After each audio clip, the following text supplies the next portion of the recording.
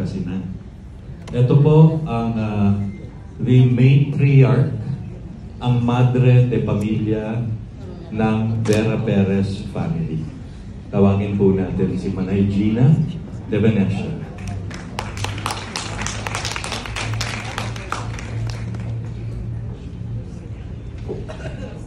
Magandang gabi po sa inyong lahat. Sorry po, medyo mahaba ito kasi kinukulit ako ni Betchay, ni Chona, lahat ng mga memories namin ni Tita Gloria incorporated sa ating sasabihin. Tita Gloria was not only a movie queen for the Philippine cinema, but a daughter to our mother, Mama Nene. An older sister to me and my siblings, and an aunt to our children, nephews and nieces.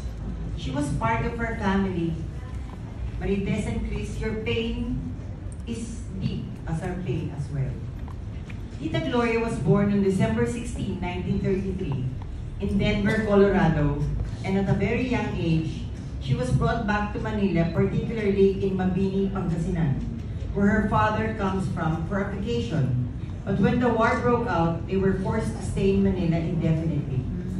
She was 16 years old when she was brought by our editor, Nards Rosales, to one of our Christmas party, and was introduced to our Papa, Mama, Mami Vera, who was then running the Sampaguita Studios.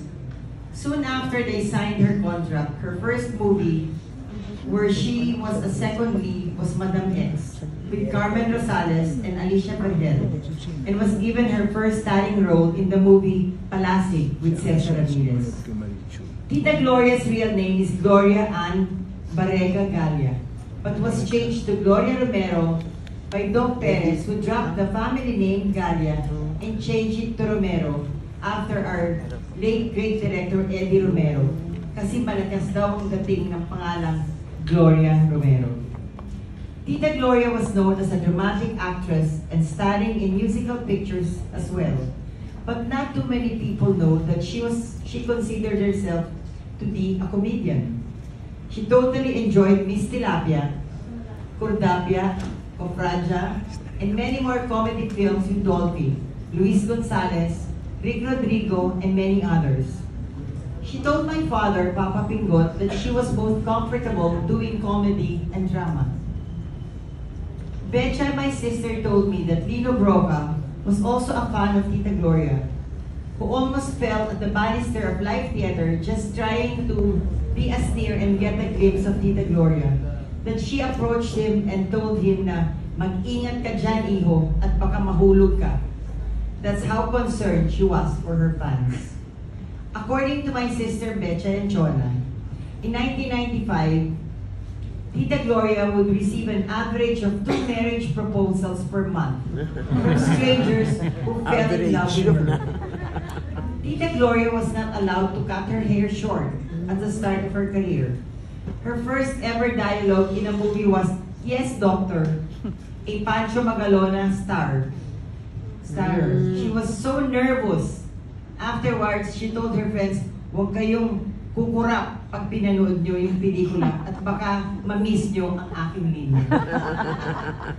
As per the recollection of my sister Chona, she was so traumatized with the premiere night of one of Tita Gloria's movie because after the movie was shown, she was on her way out, and after she rode the car, she was surrounded by all her fans, shaking the car, wanting to have a glimpse of her. And it was caused a pandemonium. So talagang takot na takot daw siya. She was the longest reigning movie queen of the Philippine cinema, which lasted for 11 years. And out of 10 top grossing films of every year, she would always get at least 5 of those top grossing films yearly.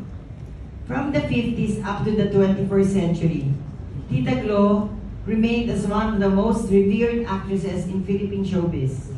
Walang bahid ang kanyang pagkatao at wala siyang kaaway o skandalo sa loob at labas ng show business. Siya ang mahal na birhen, ang dalagang Ilocana, isang alamat at huwaran bilang ulirang artista.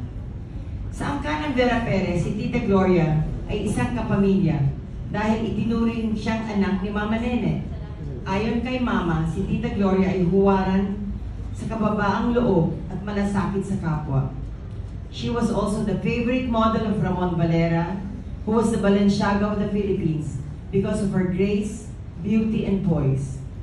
Whenever Mama Nene and Papa Pingot would bring us to the States and Europe, she would always travel with us as part of our family in our trips abroad, which has been documented in videos, which will always be a reminder of our good and happy times together.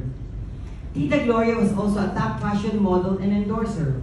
Noong mid-40s, ang endorser ng soft drinks na Coca-Cola sa ating bansa ay ang American Army led by war hero General Douglas MacArthur. Pero noong 50s, ang sumunod na kinuhang endorser ng Coca-Cola ay nag-iisang Gloria Romero.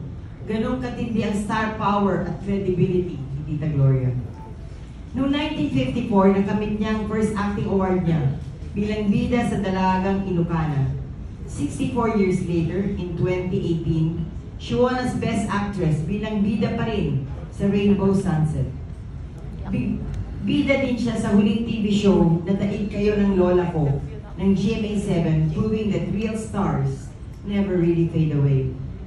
Malaking kawalan sa kasaysayan ng ating bansa ang pagkawala ni Tita Gloria. Pero ang kanyang magandang alaala at pagiging huwarang artista ay hindi malilimutan. Because real stars like Gloria Romero don't really fade away. She was immortalized by her art, her legendary career, and uncompromising integrity. We love you, Tita Gloria. We will miss you. But there will be no goodbyes between us because you will live forever in our hearts. Please hug Lolo Vera, Mami Vera, Papa Pingot, Mama Nene, Manay Ichu, Manay Pito, Bobby, and my daughter Casey. And to Marites and Chris, Tita Gloria left a void in your heart that could never be replaced, but know that we have a family in us, the Vera Perezes. Till we meet again, Tita Gloria, and as we would say in Pangasinan, balbalig de salamat. Thank you.